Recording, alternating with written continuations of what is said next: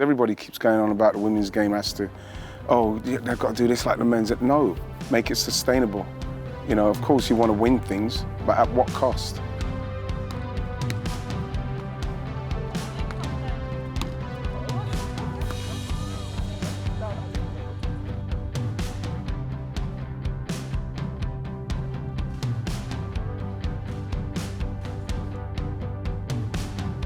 I love the atmosphere with the fans. I love the bond between the players and the fans. When you look at some of the top clubs that are winning leagues, Inter Milan, Lille, and they're going broke.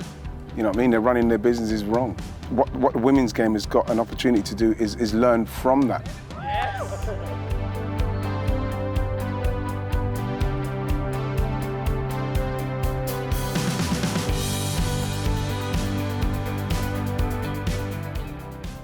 I think allyship and standing up for what you know is right goes back to just being a good person and doing what's right rather than thinking about it as a piece of activism or referring to yourself as an activist. We have a platform that we can use, and we can use it for good. We can use it to spread joy like we do on the football pitch, but we can also use it to help ignite change and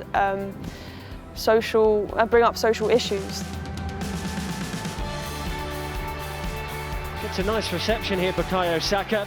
When you look at the Tottenham fans who applauded Saka, you might view that as a weakness. I mean, so many people probably did view that as a weakness, but to me it's the greatest strength to be able to look beyond those short-term goals of winning a game of football, and I'm really encouraged by that as a football player, but also as a fan. I know that the way the game's going is going to put us in a better place for the years to come.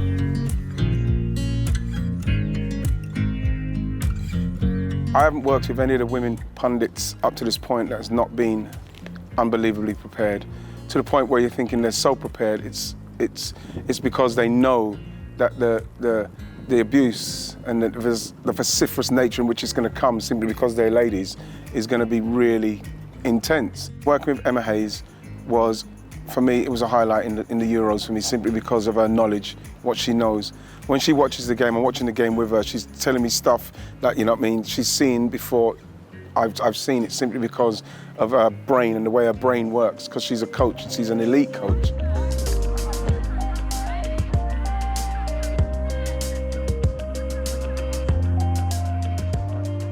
Top 5 things I'm most excited for this season.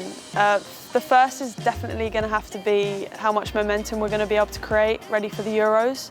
That probably brings me on to the second thing that I'm so excited to be part of for this season. It's playing in the Emirates.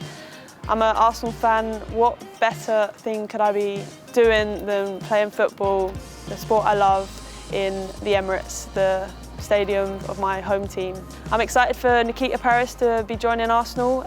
She's such an exciting player. I'm excited for Viv. She's our top goal scorer, absolute baller. We have our little connection because I'm half Dutch and we speak in Dutch. With the new manager coming in, I'm excited to see what he brings, what new philosophies, what new playing styles he wants us to adapt to and to take on forward. And then for me personally, something I'm excited for is to finally have my family back in the stands. So I'm so excited to be able to put on a show for friends and family, but also for all the fans back home who probably haven't been able to watch us for a very long time and can swap their sofas, comfy sofas and pyjamas for the stands at Boreham Wood and the likes of. Top 5 players I'd say to look out for: Vivian Miedema, not only a magnificent Arsenal player who I love, a fantastic goal scorer, but her assists as well. What she does for the team is unbelievable. And then I'd say Melanie Leupolz, box-to-box midfielder, brilliant shot, magnificent addition. Khadija Shaw,